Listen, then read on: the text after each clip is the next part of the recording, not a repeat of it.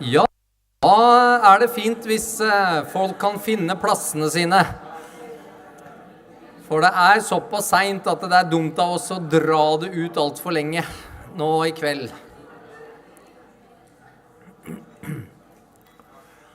Ja, vi veldig, veldig takknemlige for at vi har fått Steve Austin til å komme hit til Norge. Og han jo en bereist person. Han har faktisk vært på hvert eneste kontinent i verden og drevet det som vi vil kalle fieldwork, altså og fått fingra skitten. Han ikke en sånn der skrivebordsfyr som bare har det teoretisk, men han har vært altså på hvert kontinent, bortsett fra da Antarktika og drevet da geologistudier. Og det var vist på hans såkalte bucket list å komme dit ned også, men det gjenstår å se om det blir mulig. Men jeg håper dere vil ta vel imot Steve Austin.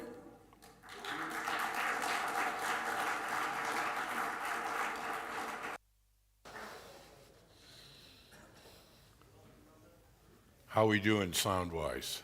Okay. On May 18th, 1980, almost just 40 years ago, or 44 years ago, right? On May 18th, 1980, a catastrophic geologic event occurred that not only shocked the world of explosive power, but it showed the amazing dependence we have on understanding history. Let's see if I can bring the audio up. Let's see if I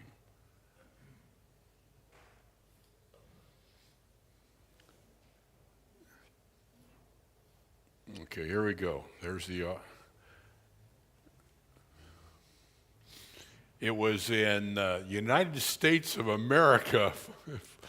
44 years ago in the northwestern United States, this volcano erupted, and I call it the Rosetta Stone of catastrophic geology, the Rosetta Stone.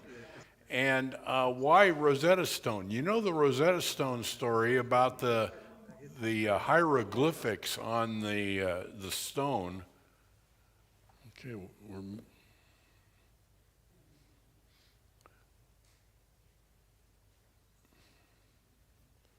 Okay, I want to stay there.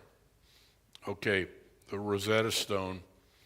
And the Rosetta Stone was a lost language. Remember, the hieroglyphics was extinct, and then we discovered the stone with the extinct language, hieroglyphics, and that was a whole reawakening of those things. Okay, I don't know if my language.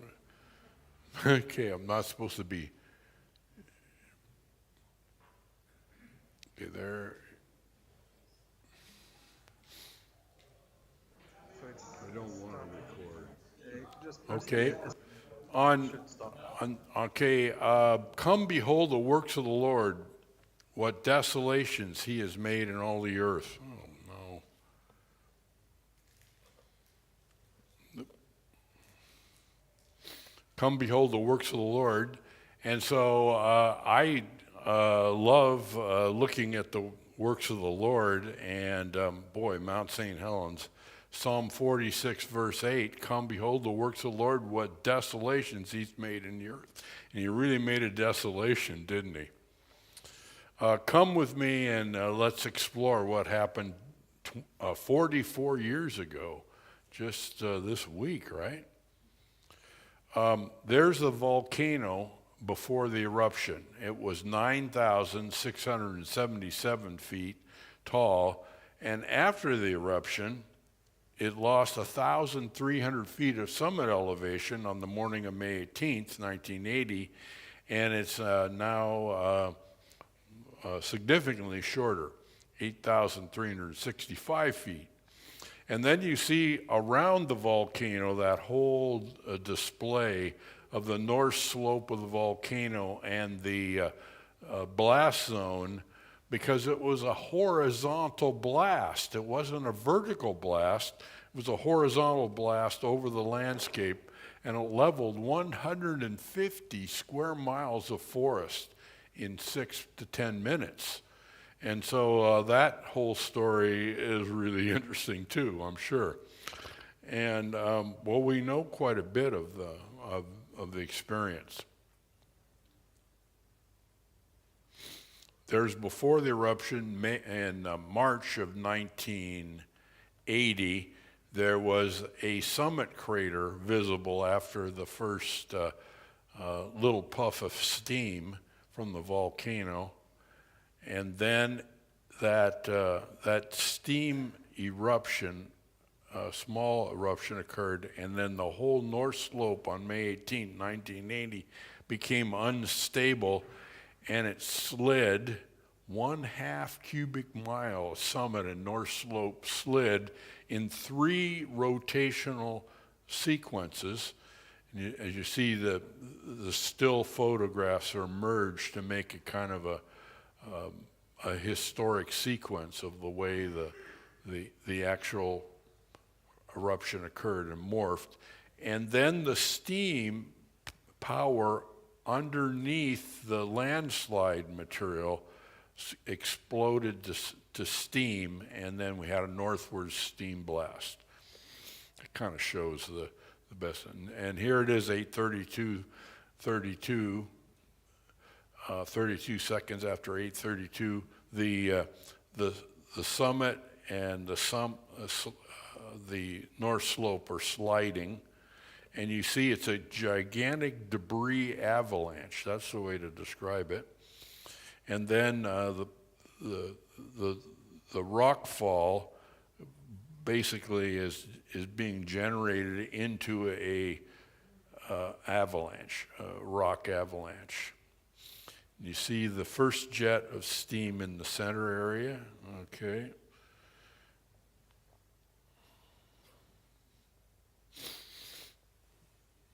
Then here's 8:32:45, so that's about 15 seconds into the eruption, about 30 seconds, because 8:32:17 is the actual first motion of the study. There you see the steam jetting to the surface, and then the rock avalanche that became a rock fall that became a rock avalanche is now expanding with the steam all around it. There are rocks visible at distance of 10 miles that are new islands in Spirit Lake. Yeah, look at these on the right side. You see those areas those are rocks visible at 10 miles. So what? What size are those rocks? And 1/2 cubic mile of landslide. Okay, that's a volume. So it's really neat to understand that. So it's about 45 seconds into the eruption right now, and then the steam explosion is becoming very obvious, and it's moving at something like 450 miles per hour. In some places it was supersonic, but that steam blast overcame all of the other things that were going on. Fortunately, we know about the other things that were going on because we see the physical evidence at the site, and of course we saw the initiation of the event.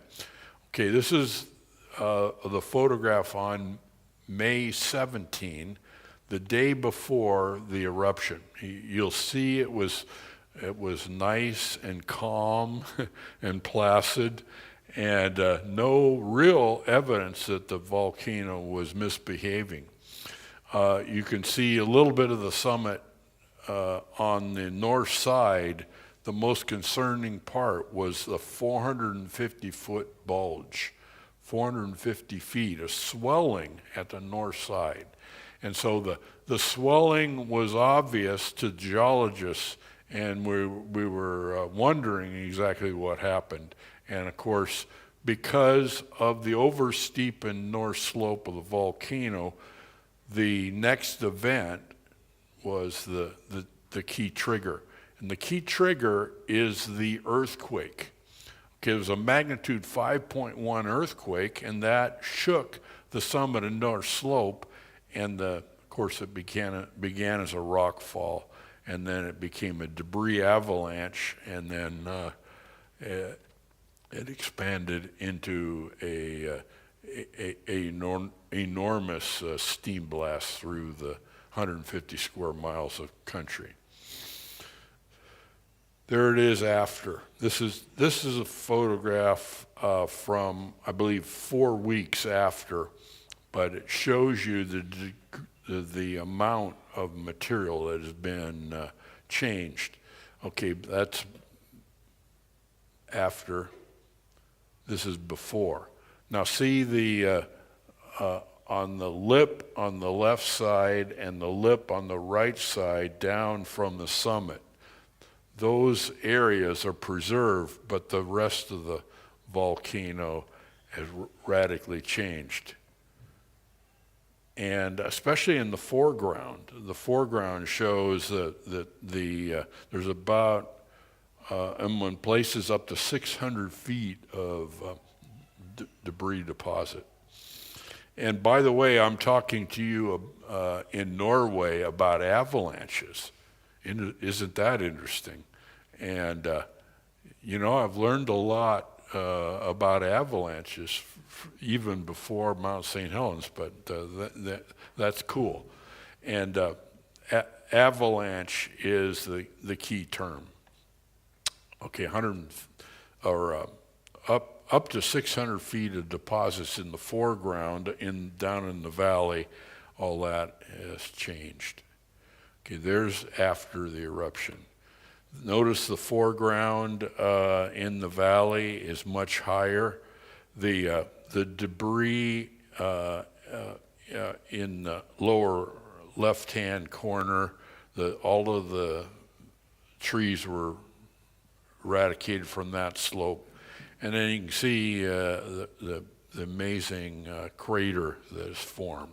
It all formed in basically 4 days, the major features. Before, in exactly the same spot, see the ridge in the lower left, devoid of trees, and change after the eruption. So I'm going to post that on Facebook. I think that sequence, the before and after shot, really shows the story. Okay, animation sequence. Okay. Magnitude 5.1 earthquake. The earthquake dislodges the north slope. It becomes a debris avalanche. And that debris avalanche is ready to inundate the lake north of the volcano, and then the steam blast takes over, supersonic steam blast, and it levels what remains of the forest away from the volcano.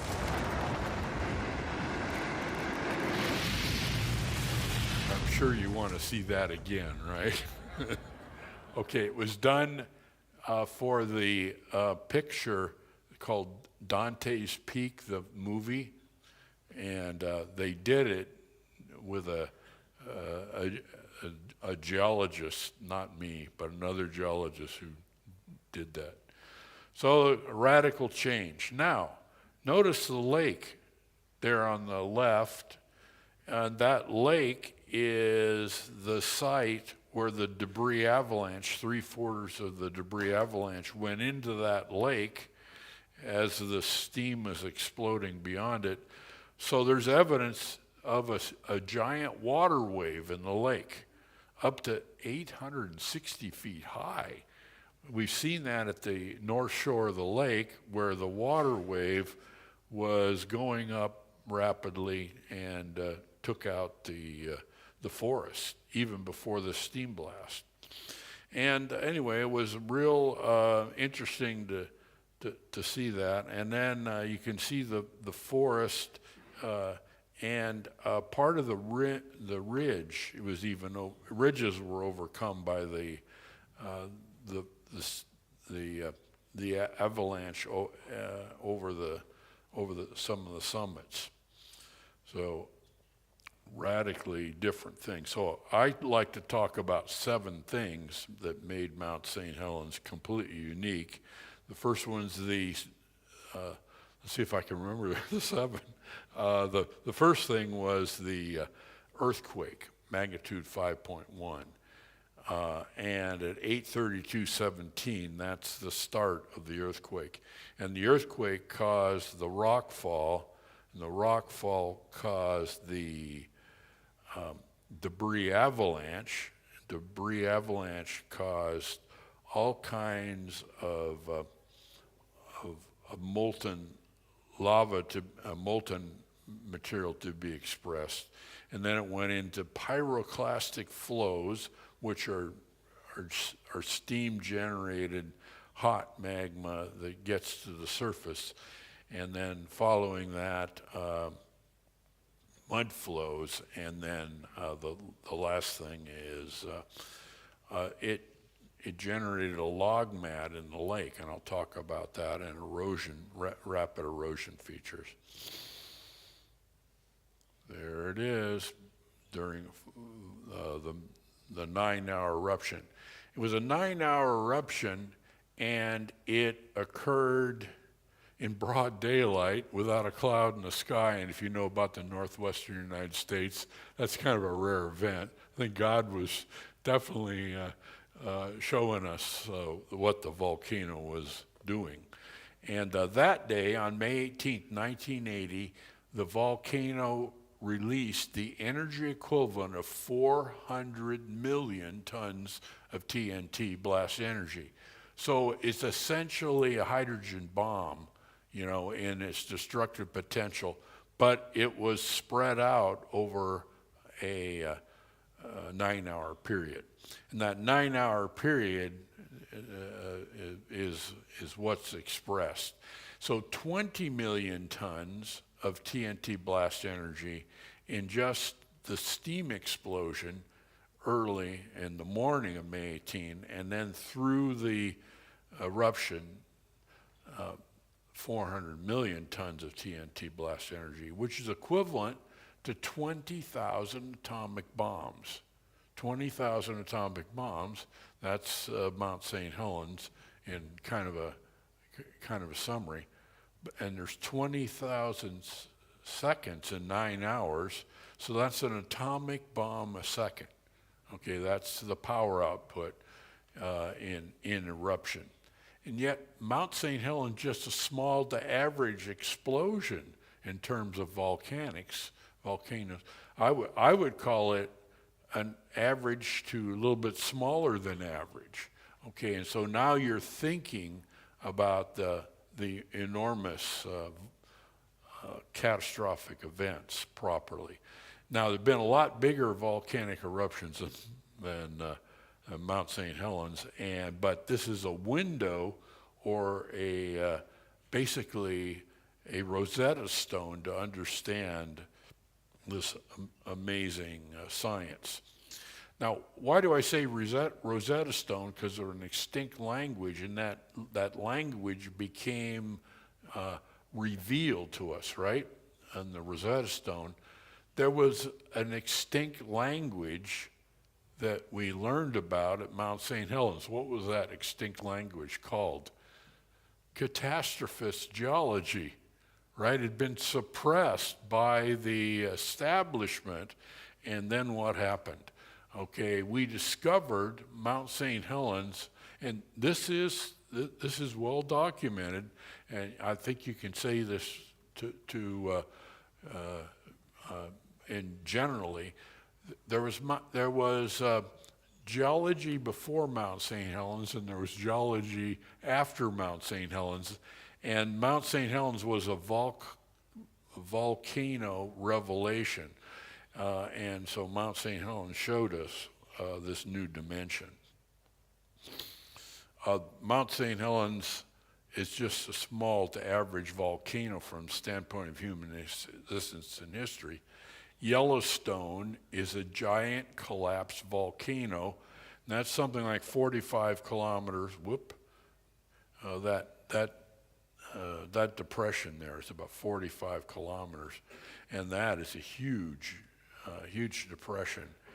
And that's the exploded volcano that collapsed, the last big one to make Yellowstone Lake and Yellowstone Park in Wyoming. You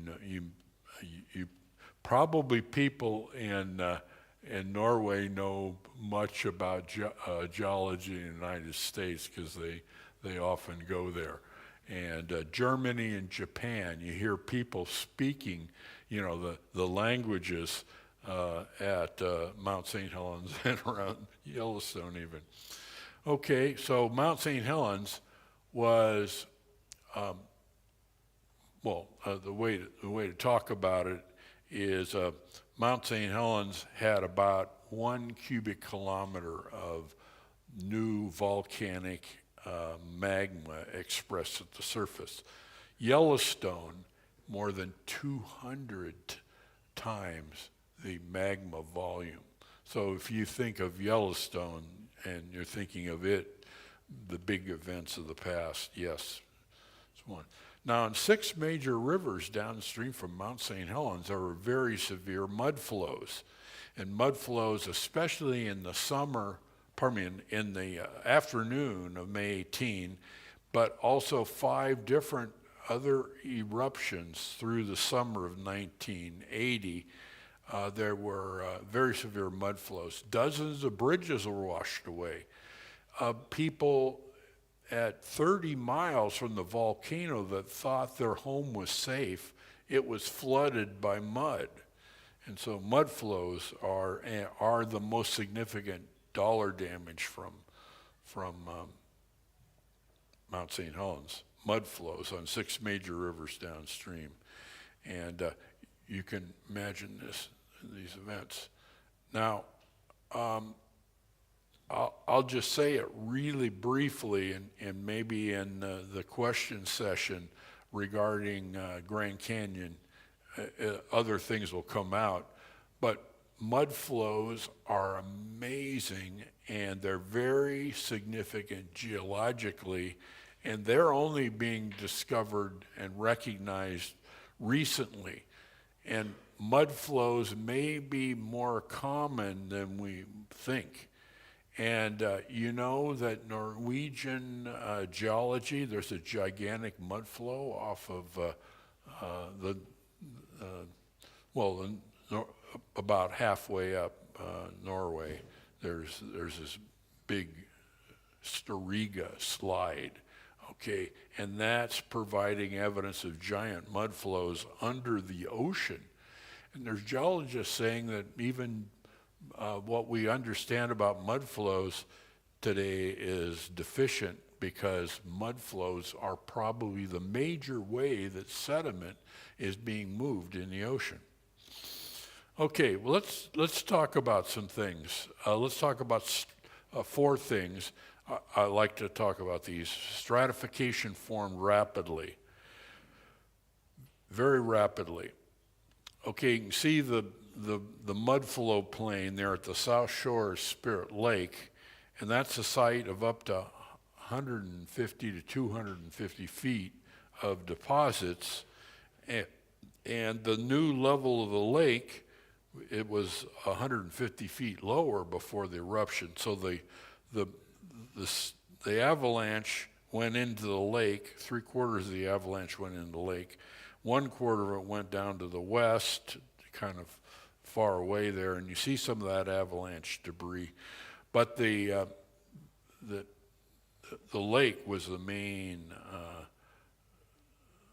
reservoir for the capture of the avalanche debris, about 3/4 of a cubic mile, and 3/8 of a cubic mile, so about of the avalanche debris, a half cubic mile of avalanche debris, and so that's in the lake.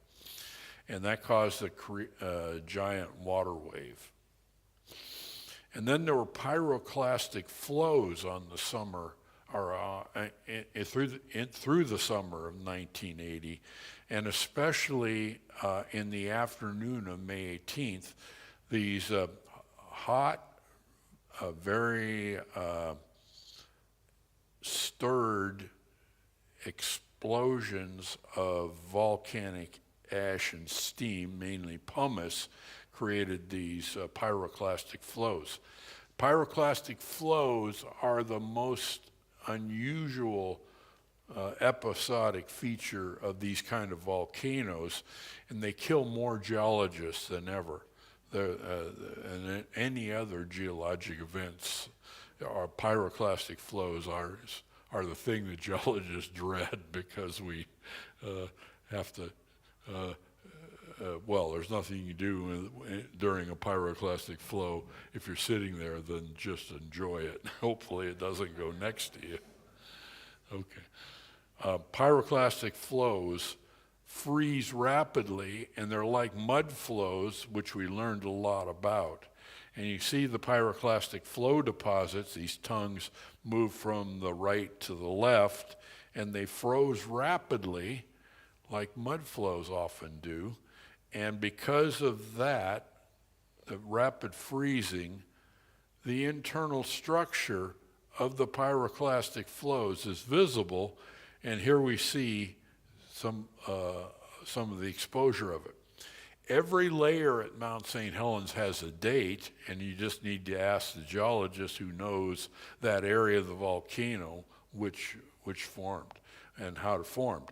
Okay, you see about the lower third of the picture is the pyroclastic flow deposit or the eruption debris from early in the afternoon of May 18th, 1980. So about a third of that is the airfall debris from 1980. Then you see the middle third, that's the pyroclastic flow from June 12th, 1980. The pyroclastic flows continued into the through the summer, and there is what?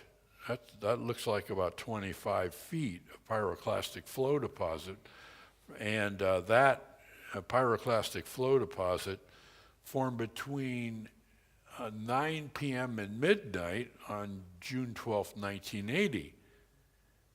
And how do we know that? Because the summit of Mount St. Helens was being studied by radar, and the radar images from Portland prove that the pyroclastic flows were occurring in a 3-hour period. And then on top of that, you see the rather homogeneous darker gray mud flow deposit from March 19, 1982. So every layer at Mount St. Helens has a date, and that's good science. Geologists know these things. But how did that pyroclastic flow, the middle third of the image, how did that form rapidly? And that's one of the major things that puzzles geologists.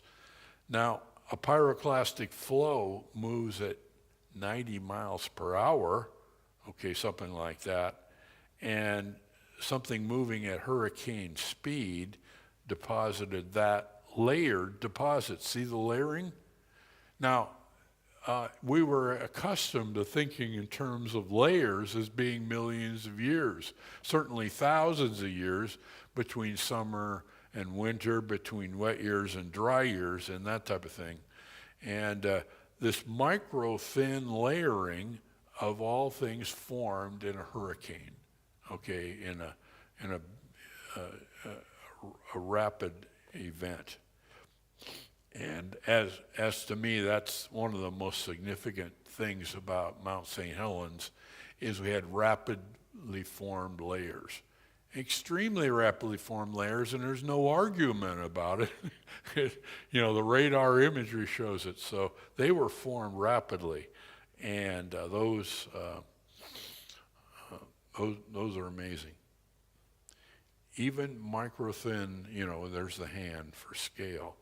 So you see it and it's hard to believe. But it's segregated coarse and fine, and it's segregated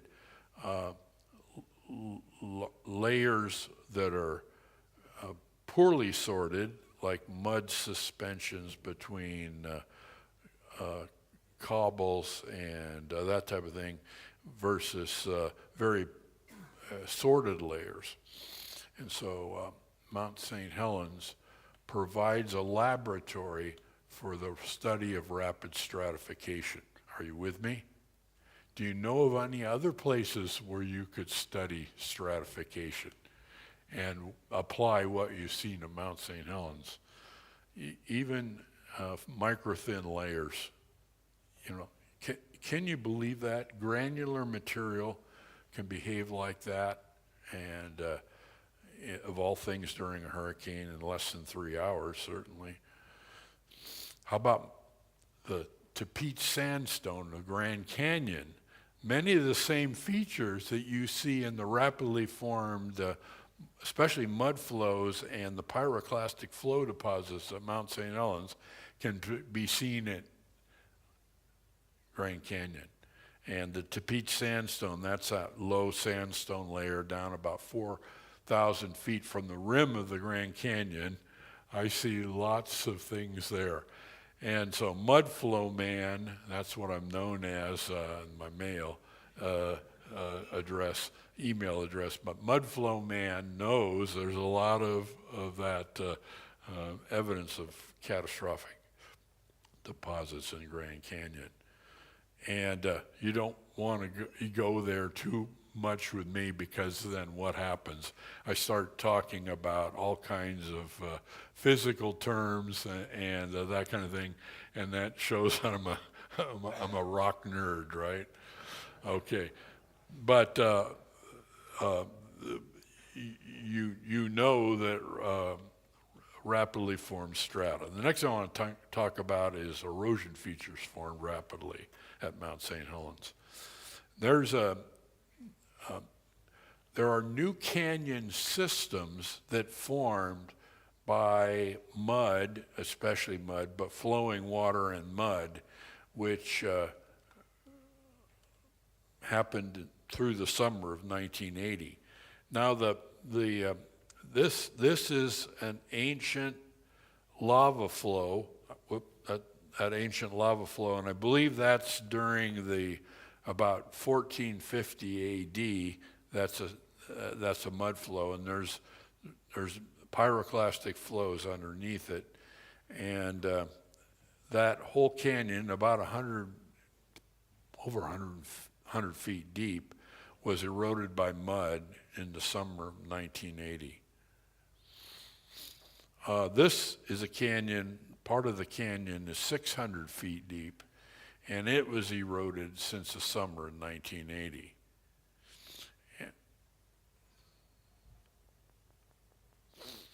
March 19, 1982 is probably the biggest mud flow event in the recent history of Mount St. Helens. And you see what happened. There was a lake behind a lava dome that had formed after the summer of 1980 in the crater, that there was a lot of ice and snow in that back of that lava dome, and then about 15 feet of snow, and then the eruption occurred in March 19th, 1982. That melted the snow and created this very severe mud flow. And the mud flow came down and it forked in two different directions. To the left, it went into to Spirit Lake, and to the right, it went down the newly formed headwaters of the North Fork of the Toutle River. And so it wreaked a lot of havoc on that, and that's the primary mud flow event. Okay, there's the lake. Okay, over on the right, upper right, you see where the lava came down, or the mud flow came down, and it cut through the center of this image especially on the left side. And what it did was it came down and it eroded this whole near series of canyons. By the way, that high terrain blocked the mud in the early summer of 1980, and then it was unblocked by the mud flow March 1982. It breached the dam, a natural dam between Spirit Lake and the upper part of the North Fork of the Toutle River, and so that excavated the new terrain. In places, the canyon, I would say, is about 180 feet thick, okay, and it created the debris, overtop debris, about 100 feet of spillover erosion through the channels. So it's a really cool thing. Here's what we later started calling the Little Grand Canyon, North Fork of the Toutle River. I was the first one to talk that way. Hey, there's a Little Grand Canyon out there in the terrain. And now it's being talked about even by the rangers around the area. Anyway, a 1/40th scale model of Grand Canyon was created by a mud flow which overtopped a natural dam that breached the dam by spillover, and then the canyon cut back a series of waterfall kind of drainages, and it made this whole new canyon system. So could Grand Canyon been formed by something like a spillover erosion event? Are you following the way I start thinking? And as I start thinking that way, I find other geologists that like my theory. In other words, the old theory that Colorado River cut Grand Canyon over tens of millions of years, that's kind of passé. There's a Little Grand Canyon on the left going through the field of view. There's gully-headed canyons, there's theater-headed canyons, there's all kinds of real interesting terrain that looks like Grand Canyon or maybe even terrain elsewhere. There it is, the Little Grand Canyon on the left, and another canyon is formed on the right, and boy, it kind of reminds you of Grand Canyon, 1/40th scale model. Here's a right canyon. Do you think that small river eroded that canyon over tens of thousands of years? If you had not known about Mount St. Helens, you would certainly say something like that, or it would come to your attention. But that canyon, that big wide canyon with that small river, is what? Formed since 1980, and very early in 1980, and it wasn't formed by a slow trickle of water. It was formed by mud and rapid water drainage through that area. By the way, that's a 140-foot tall cliff that you're seeing over on the left side. There's a man right at the top of the cliff. Two men there, yeah, and there's a small stream. Do you think that small stream eroded that big canyon? No. So you got to think. And so rapid erosion at Mount St. Helens is an unexpected but amazing thing that we just need to consider. And of course, it helps us to understand Grand Canyon. My current research project is on the big lake that was to the east of Grand Canyon, out on to the right of the image you show here. There's the evidence of the shoreline. In fact, it's in that field of view in places.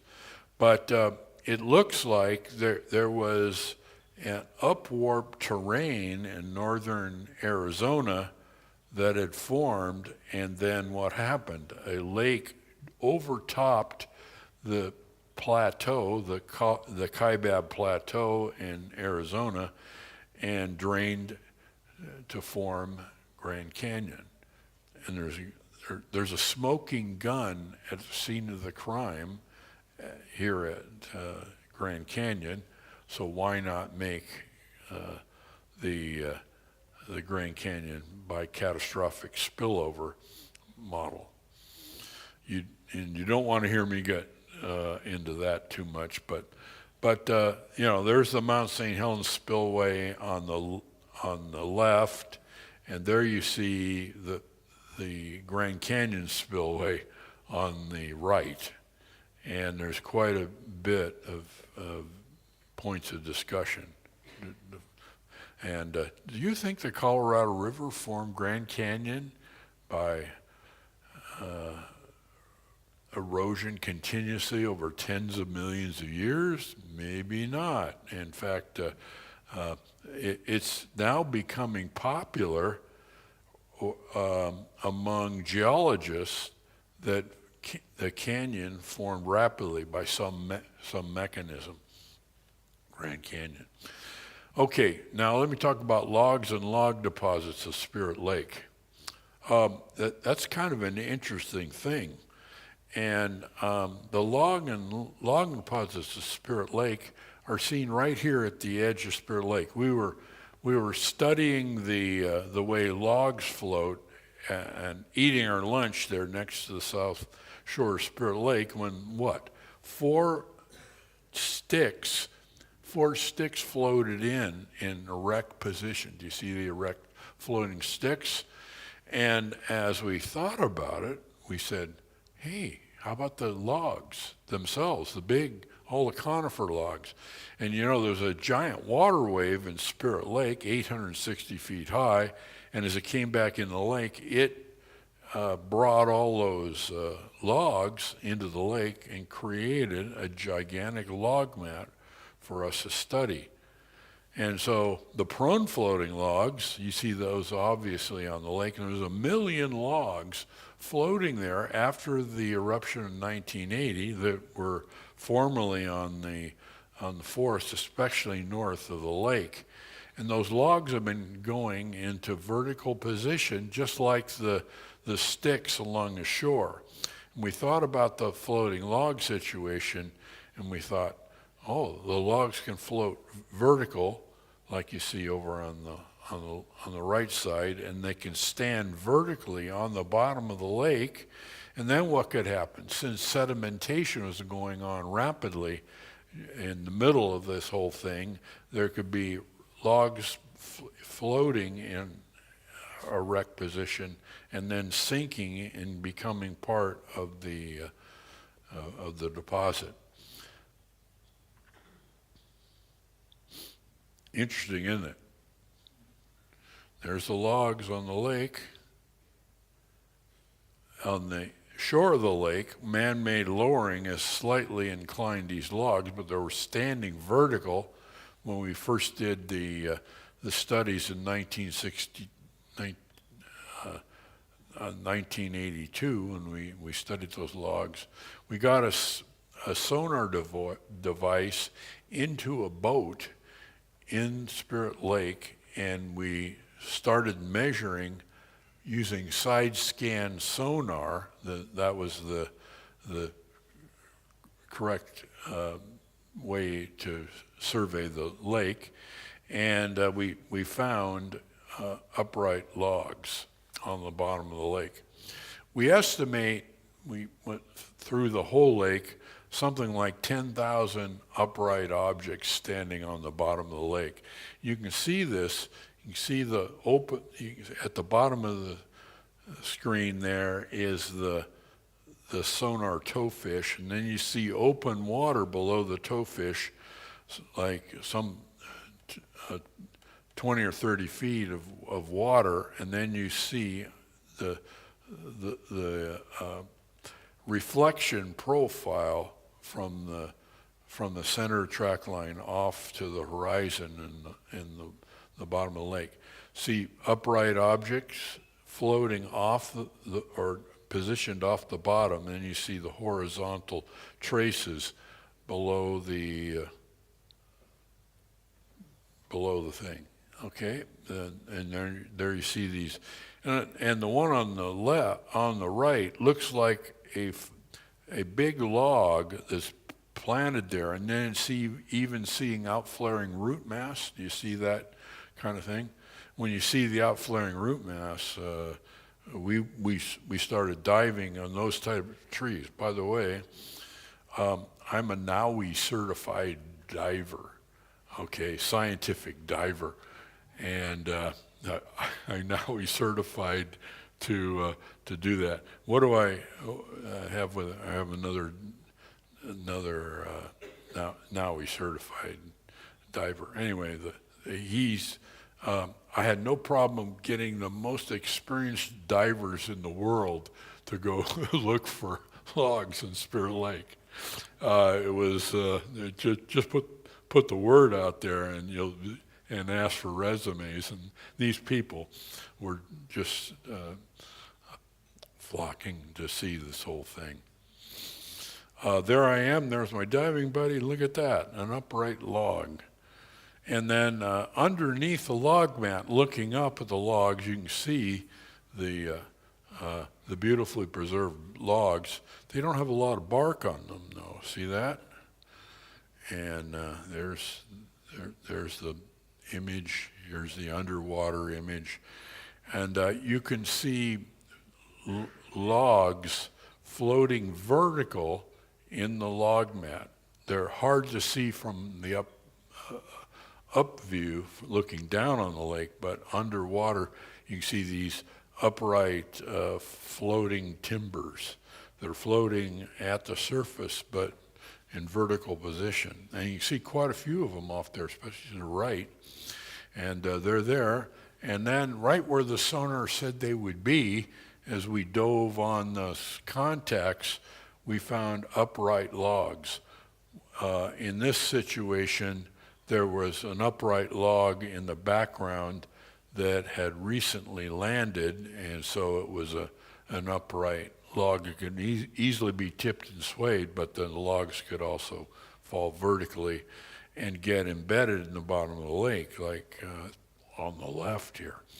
And so we even saw roots and outflaring root masses of 6-foot diameter logs that have been recently landed on the lake. Interesting, isn't it?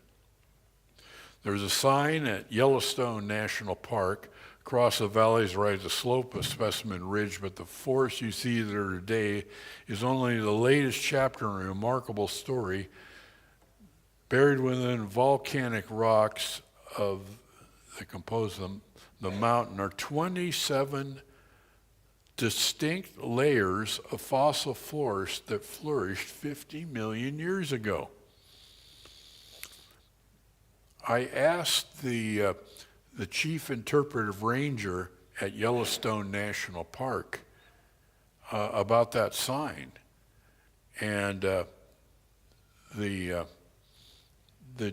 chief interpretive ranger said, "Man, that sign is getting really controversial. I can't find two geologists that agree on the content of the sign." And of course, this was in the middle of 1980s, and said, Are you interested in what they've discovered at Mount St. Helens and, related to that sign? And then I found out less than a year later, the sign was removed and nothing was added to replace it. And okay, 27 different layers of fossil forest that flourished 50 million years ago. Are you following what happened? Geologists recognized that Mount St. Helens has significant the understanding of petrified forests elsewhere, and the wishful thinking was that it was just multiple layers that grew there. But if you study the volcanic strata in Yellowstone, you'll see evidence that the ancient logs are not in place, but they've landed in different layers, but they have similar and maybe correlating tree ring sequences, and the roots have been broken off, typically 4 feet from the base of the tree, and the logs are not situated in forest soils, and so the whole thing is a conjecture. What more natural way to think there's a modern forest growing there today? Here's the ancient forest or series of forests that grew, what? Millions of years ago. You see what Mount St. Helens is doing. The thought of a catastrophic event really makes the story. Last thing I'll talk about, well, one of the main is peat and peat deposits at Spirit Lake. You've heard that coal is that large blocky coal is found in coal mines, and that's what I did my PhD dissertation on at Penn State University in Pennsylvania area. And what I discovered was there's sheets of tree bark, very abundant in the coal layers, and I started thinking about floating log mats making coal. And other things, my professor at Penn State University said, you've disproven the conventional swamp explanation for the origin of coal, but you can't turn in a dissertation disproving a theory. You need to propose an alternate theory. You understand what was asked for? Okay, the professor was asking me to come up with a new theory for the origin of coal in July 1979.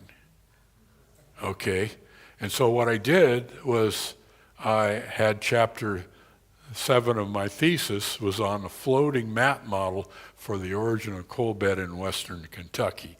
And you know the rest of the story. Mount St. Helens exploded, made a living floating mat. Of course, the conventional theory is that coal formed in swamps. You've heard that. And it formed in place in a swamp. And that was, I thought, thoroughly disproven by the coal bed in Kentucky. And so my professor asked for it. He knew that these modern swamp deposits like Nova Scotia here, they're mashed potatoes intruded by roots, and that's quite different than the coal bed that I was studying. And so I proposed floating log mat model for the origin of coal in 1979 at Pennsylvania State University, and I had no modern example. And now you know the rest of that story, that became a concrete reality at Mount St. Helens. So now you know why I had to go to Mount St. Helens. I had to study the floating log mat. Notice no bark. Where did the bark go? It's on the bottom of the lake in these giant sheets of tree bark. Wow, that was kind of interesting. And then so this became a good model.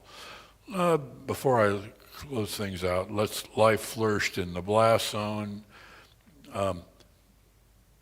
When I was studying Mount St. Helens in the early 80s, especially, I noticed biologists around, and they were talking about how rapid the recovery was in the blast zone, like the forest vegetation is growing just in months after. And seedling conifers that were buried in snow in the blast zone and were preserved, those trees immediately grew and sprouted. And so within 10 years, we had all kinds of seedling conifers over the terrain. And the pearly everlasting and the forest plants. Now, you would think that elk are forest-dwelling animals. We thought they were, but there's more elk living in the blast zone around the volcano than in the forests around the blast zone. In other words, the elk are taking advantage of the habitat, and as you start thinking about that, they like the grass, and we thought they'd have a hard time, in the blast zone, because they got that thick hide, middle of the summer, munching on grass. They're gonna overheat. Yet we discovered that elk have a cooling behavior, and they're able to just take a siesta in the middle of the day, and they do fine. What did I learn at Mount St. Helens? I learned that God specializes in doing things that I think as a geologist are impossible. Okay? I came away if you would have said to me before the volcano erupt, it's going to cause stratification to form rapidly by pyroclastic flows, I would have got into an argument with you. If you would have said that Mount St. Helens is going to cause mud flows that erode canyons hundreds of feet deep, I would have got into an argument with you, because those are not the normal way of thinking about canyon formation, right? And if you would have come to me before the volcano exploded and said logs are going to float upright in the lake and then fall to the bottom in multiple layers, having an appearance of being mud or a forest that grew over countless thousands, maybe even millions of years, I would have got into an argument with you. About the only thing before the eruption of Mount St. Helens I would have agreed with you would be what? That coal could form underneath a floating log mat, and so Mount St. Helens, really changed my mind on a lot of things. And so it's a living laboratory of catastrophist theory. The person who believes that he's the master of his own destiny and control everything around him, there's Mount St. Helens in full eruption, and it's obvious man is not in control. Who is in control of the volcano? God is in control. And the Bible verse that you might quote on that? Psalm 104:32. He touches the mountains and they smoke. God reaches down a little finger and touches Mount St. Helens, and there's 400 million tons of TNT blast energy in his little finger. Okay, so we're not in control, and there's this catastrophic theme that's well recognized. An 80-year-old senior was named Harry Truman, not the president, man of the same name, but Harry was buried under 250 feet of avalanche debris at the volcano. He didn't believe that God was going to change the volcano the way it did. And that reminds me of, how human wisdom is. We go by what we see, and so we don't think of those things. And it reminds me of Jesus in a very humble way. He came to serve us at our point of need. And so God, and what God requires is known around us. So Mount St. Helens is a really cool volcano, isn't it? And my understanding is that you're going to have a question period tomorrow, and I'd love to entertain your questions, or you can come to me after the presentation tonight, and we might talk a little about that. I'll hang around. But that's a story of Mount St. Helens. And the Rosetta Stone. Yeah, we learned about this extinct language of the Egyptians by what? A trilingual translation of the, and so Mount St. Helens is the Rosetta Stone of creationist or catastrophist geology. Thank you.